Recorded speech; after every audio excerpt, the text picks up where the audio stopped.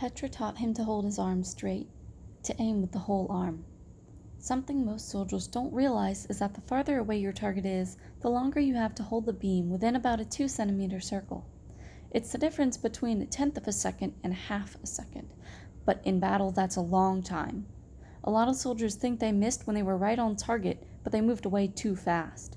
So you can't use your gun like a sword. Swish, swish, slice them in half. You gotta aim.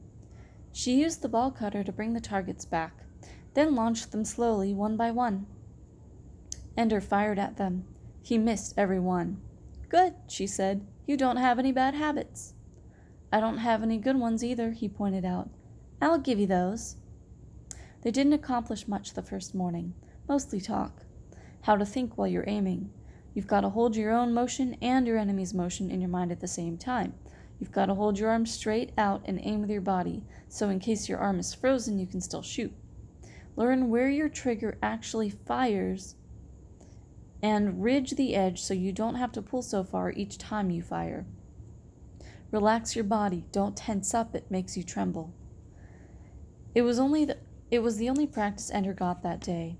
During the Army's drills in the afternoon, Ender was ordered to bring his desk and do his schoolwork, sitting in the corner of the room. Bonzo had to bring all his soldiers to the battle room, but he didn't have to use them. Ender did not do his schoolwork, however. If he couldn't drill as a soldier, he could study Bonzo as a tactician. Salamader Army was divided into the standard 4 toons of 10 soldiers each. Some commanders set up their toons so that A toon consisted of the best soldiers and D toon had the worst. Bonzo had mixed them so that each consisted of good soldiers and weaker ones, except that B toon only had 9 boys. Ender wondered who had been transferred to make room for him. It soon became plain that the leader from B toon was new. No wonder Bonzo was so disgusted. He had lost a toon leader to get Ender. And Bonzo was right about another thing. Ender was not ready. All the practice time was spent working on maneuvers. Toons that couldn't see each other practiced performing precision operations together with exact timing. Toons practiced using each other to make sudden changes of direction without losing formation. All these soldiers took for granted skills that Ender didn't have. The ability to make a soft landing and absorb most of the shock, accurate flight, course adjustment using frozen soldiers floating randomly through the rooms, rolls, spins, dodges, sliding along the walls, a very difficult maneuver, and yet one of the most valuable, since the enemy couldn't get behind you. Even as Ender learned how much he did not know, he also saw things he could improve on. The well-rehearsed formations were a mistake. It allowed the soldiers to obey shouted orders instantly, but it also meant they were predictable. Also, the individual soldiers were given little initiative. Once a pattern was set, they were allowed to follow it through. There was no room for adjustment to what the enemy did against the formation. Ender studied Bonzo's formations like an enemy commander would, noting ways to disrupt the formation. During free play that night, Ender asked Petra to practice with him. "No," she said. "I want to be a commander someday, so I've got to play the game room." It was a common belief that the teachers monitored the games and spotted potential commanders there. Ender doubted it, though. Toon leaders had a better chance to show what they might do as commanders than any video player. But he didn't argue with Petra. The after-breakfast practice was generous enough. Still, he had to practice, and he couldn't practice alone, except a few basic skills. Most of the hard things required partners or teams. If only he still had a Lai or Shen to practice with. Well, why shouldn't he practice with them? He'd never heard of a soldier practicing with launchies, but there was no rule against it. It just wasn't done. Launchies were held in too much contempt. Well, Ender was still being treated like a launchie anyway.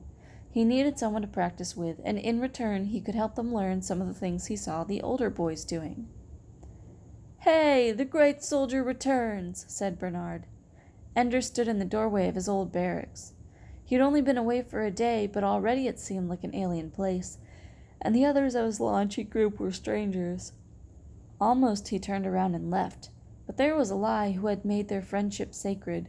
A Lai was not a stranger. Ender made no effort to conceal how he was treated in Salamader Army. "They're right. I'm about as useful as a sneeze in a spacesuit. Eli laughed, and other launchies started to gather around. Ender proposed his bargain. Free play, every day, working hard in the battle room under Ender's direction. They would learn things from the armies, from the battles Ender would see. He would get the practice he needed in developing soldier skills. We'll get ready together. A lot of boys wanted to come too. Sure, said Ender, if you're coming to work. If you're just farting around, you're out. I don't have any time to waste. They didn't waste any time. Ender was clumsy trying to describe what he had seen, working out ways to do it. But by the time free play ended, they had learned some things. They were tired, but they were getting the knack of a few techniques. Where were you? Asked Bonzo. Ender stood stiffly by his commander's bunk. Practicing in the battle room? I hear you had some of your old launchy group with you. I couldn't practice alone. I won't have any soldiers in Salamader army hanging around with launchies. You're a soldier now. Ender regarded him in silence. Did you hear me, Wiggin? Yes, sir. No more practicing with those little farts. May I speak to you privately? Asked Ender. It was a request that commanders were required to allow. Bonzo's face went angry, and he led Ender out into the corridor. Listen, Wiggin. I don't want you. I'm trying to get rid of you, but don't give me any problems or I'll paste you to the wall. A good commander, thought Ender, doesn't have to make stupid threats. Bonzo grew annoyed at Ender's silence. Look, you asked me to come out here. Now talk. Sir, you were correct not to place me in a tune. I don't know how to do anything. I don't need you to tell me when I'm correct. But I'm going to become a good soldier. I won't screw up your regular drill, but I'm going to practice, and I'm going to practice with the only people who will practice with me, and that's my launchies. You'll do what I tell you, you little bastard. That's right, sir. I'll follow all the orders that you're authorized to give. But free play is free. No assignments can be given. None. By anyone. He could see Bonzo's anger growing hot. Hot anger was bad. Ender's anger was cold, and he could use it. Bonzo's was hot, and so it used him. Sir, I've got my own career to think of. I won't interfere in your training and your battles, but I've got to learn sometime. I didn't ask to be put in your army. You're trying to trade me as soon as you can. But nobody will take me if I don't know anything, will they? Let me learn something, and then you can get rid of me all the sooner and get a soldier you can really use. Bonzo was not such a fool that anger kept him from recognizing good sense when he heard it. Still, he couldn't let go of his anger immediately. While you're in Salamader army, you'll obey me. If you try to control my free play, I can get you iced. It probably wasn't true, but it was possible. Certainly, if Ender made a fuss about it, interfering with free play could conceivably get Bonzo removed from command.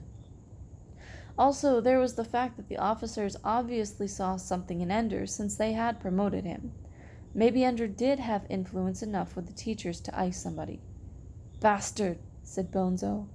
It isn't my fault you gave me that order in front of everybody, Ender said. But if you want, I'll pretend you won this argument. Then tomorrow you can tell me you changed your mind. I don't need you to tell me what to do. I don't want the other guys to think you backed down. You wouldn't be able to command as well. Bonzo hated him for it, for the kindness. Ender tried to understand why. Maybe it seemed to Bonzo as if Ender were granting him his command as a favor. Galling, and yet he had no choice. No choice about anything. Well, it was Bonzo's own fault for giving Ender an unreasonable order. Still, he would only know that Ender had beaten him, and then rubbed his nose in it by being magnanimous. I'll have your ass some day, Bonzo said. Probably, said Ender. The lights out buzzer sounded. Ender walked back into the room looking dejected, beaten, angry. The other boys drew the obvious conclusion. And in the morning, as Ender was leaving for breakfast, Bonzo stopped him and spoke loudly. I changed my mind, pinprick. Maybe by practicing with your launchies you'll learn something, and I can trade you easier. Anything to get rid of you faster. Thank you, sir, Ender said. Anything, whispered Bonzo. I hope you're iced. Ender smiled gratefully and left the room. After breakfast, he practiced again with Petra. All afternoon he watched Bonzo drill and figured out ways to destroy his army. During free play, he and Eli and the others worked themselves to exhaustion. I can do this, thought Ender as he lay in his bed, his muscles throbbing, unknotting themselves. I can handle it.